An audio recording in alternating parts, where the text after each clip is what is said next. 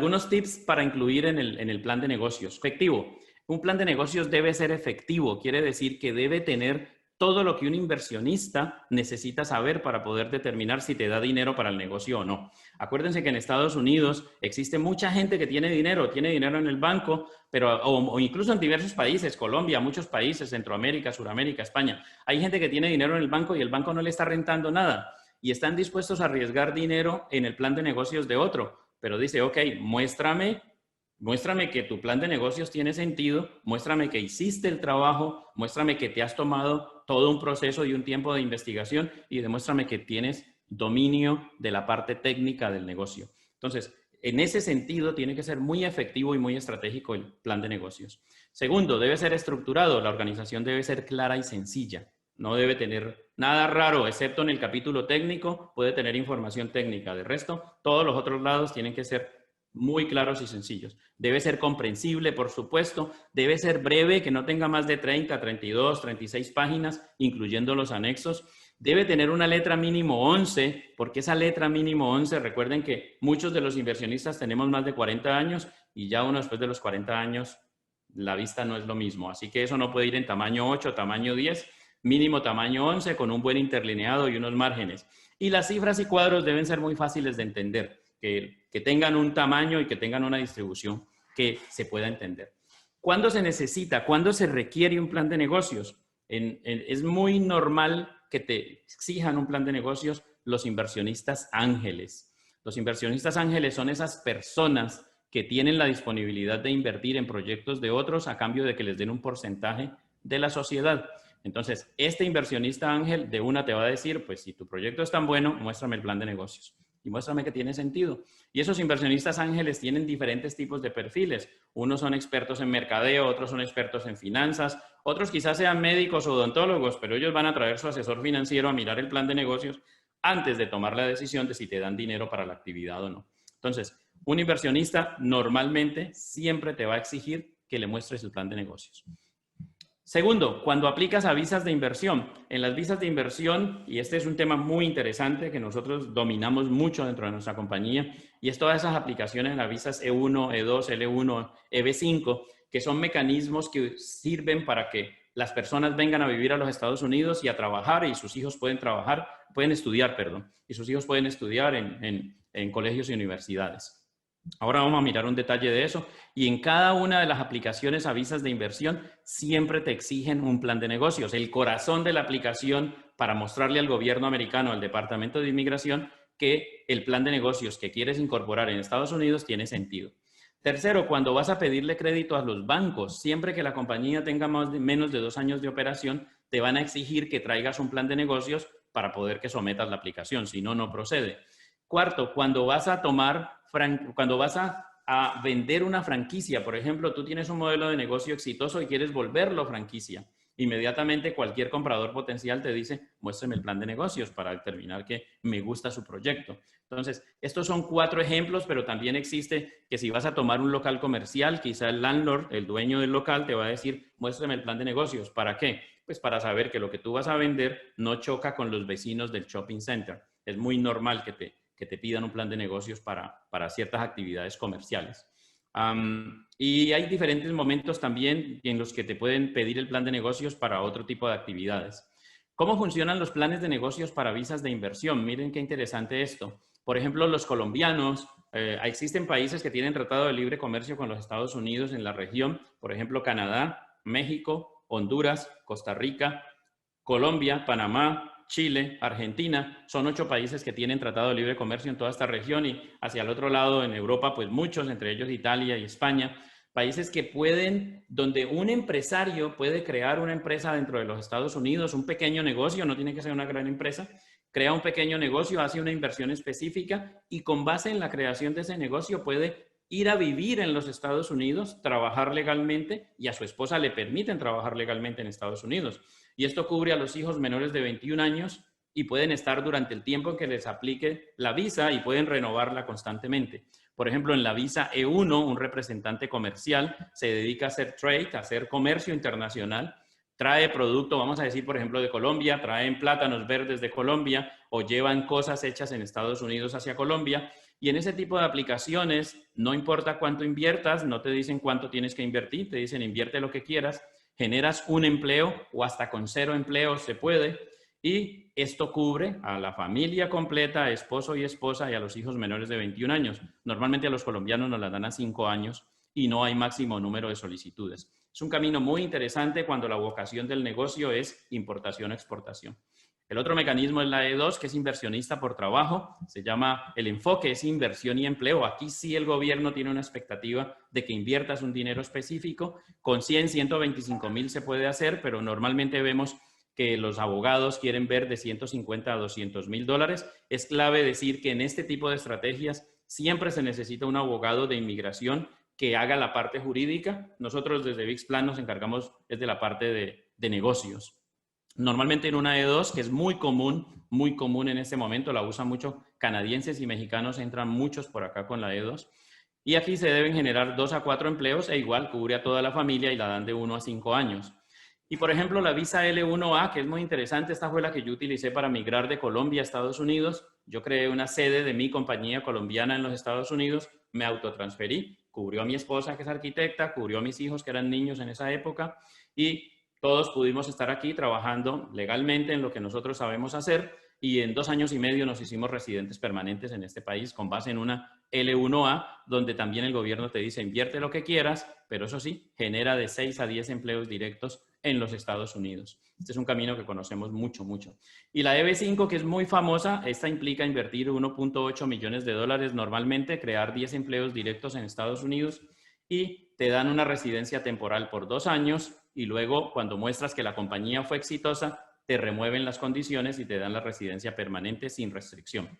Tengan en cuenta que todas estas se requiere una compañía creada en Estados Unidos y obviamente el corazón es un plan de negocios para poder aplicar a ese cambio de estatus y tener una visa de empresario, que entre unas virtudes muy buenas que tienes es que puedes entrar y salir del país todos los días si quieres y nunca te van a estar cuestionando el por qué entras o sales.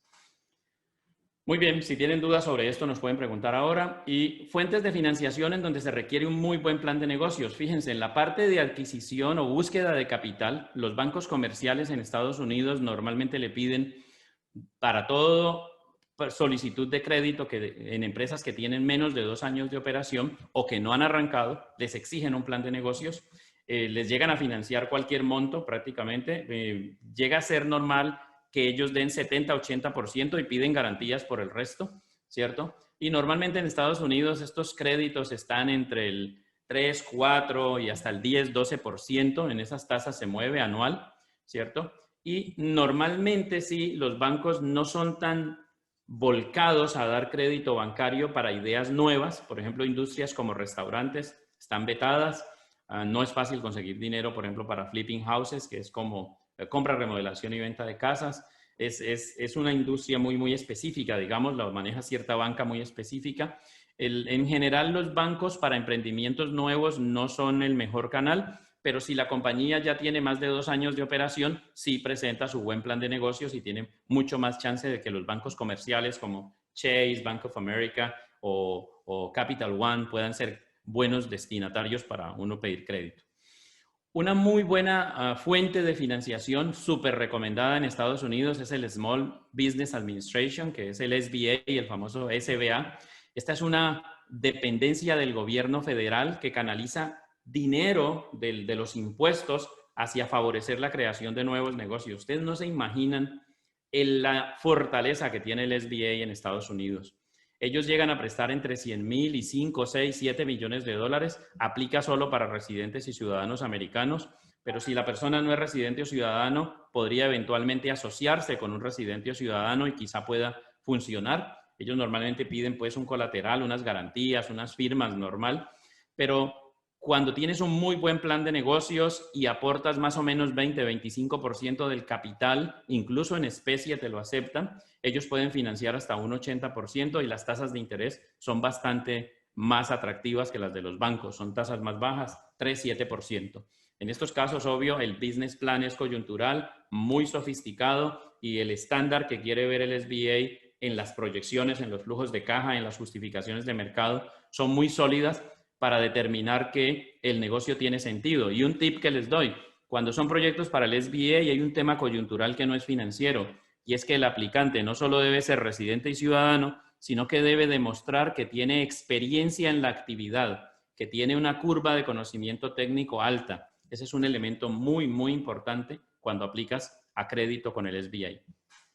Hay otras entidades como Lead Fund, People Fund y entidades pequeñas. En todos los estados hay algunas que son unos prestamistas más pequeños que ni siquiera son banco, son casi que instituciones privadas. Normalmente se mueven con créditos de 500 a 100 mil dólares, cobran más alto, andan en el 18% anual, 12, 15%. Es un dinero un poco más costoso, pero llegan a prestar para actividades que en otros lugares están bloqueadas. Por ejemplo, en bancos los restaurantes no van, en el Small Business Administration sí van, y en unas entidades como Lead Fund, People Fund sí van. Entonces, siempre es clave entender que porque un banco me dice que no, yo ya voy a claudicar. No, yo sigo tocando las puertas porque al final lo ideal es incluso presentar estos proyectos con varios y con diversas entidades.